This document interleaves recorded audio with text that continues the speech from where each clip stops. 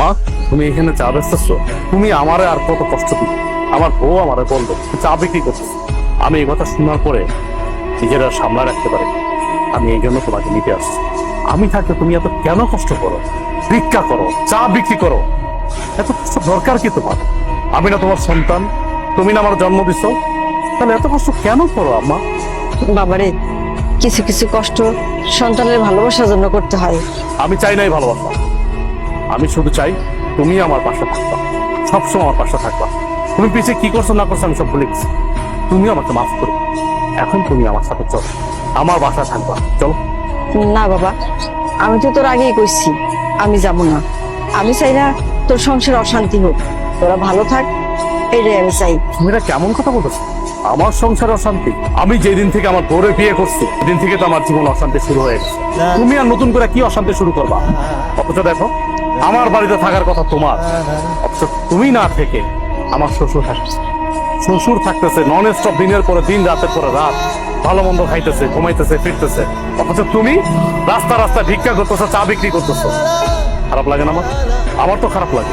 তোমার তো ন্যূনতম কমন সেন্সটুকু আছে, অথচ আমার শ্বশুরের কোনো কমন সেন্স নেই।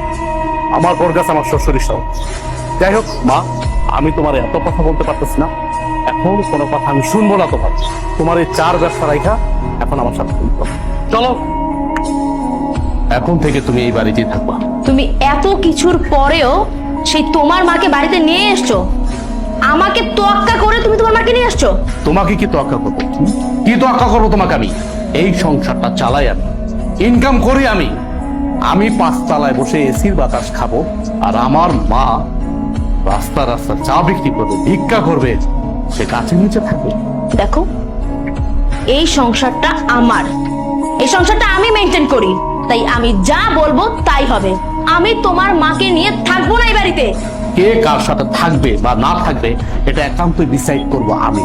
তুমি ডিসাইড করার কে? কে তুমি? কে তুমি বলো? আমি কে মানে? আমি তোমার বউ।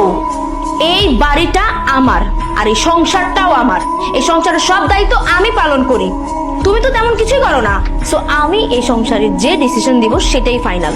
আর তোমার মা তোমার ছোট ভাইয়ের ঘরে টিকতে পারেনি, আমার ঘরে কেন টিকবে? হ্যাঁ, তোমার কি মনে হয় যে উনি অত ভালো একটা মেয়ের সাথে টিকতে পারলো না, আমার সাথে টিকতে পারবে?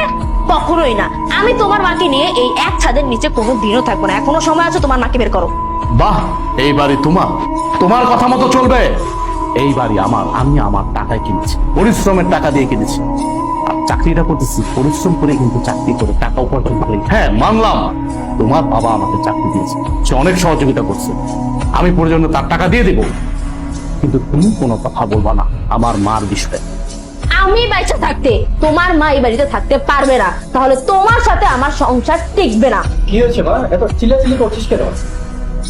আপনার মেয়ে আমার মাকে এই বাড়ি থেকে বের হয়ে যেতে বলছে। আমার মাকে সে সহ্যই করতে পারতেছে না। আপনি জিজ্ঞেস করেন কেন আমার মাকে সে সহ্য করতে পারতেছে না? আমার মা গরিব, এই জন্য। বাবা দেখো, মহিলার দিকে তাকাও। এই সেই মহিলা যে কিছুক্ষণ আগে আমাদের কাছে চা বিক্রি করেছিল। আর উনি আমাদের কাছ থেকে টাকা কেন নেয়নি জানো? কারণ উনি আমার আদরের শাশুড়ি, আমার এই হাজবেন্ডের একমাত্র মা, ফকিন্নি মা, যার কারণে আমাদের কাছ থেকে টাকাটা তখন নেয়নি সে।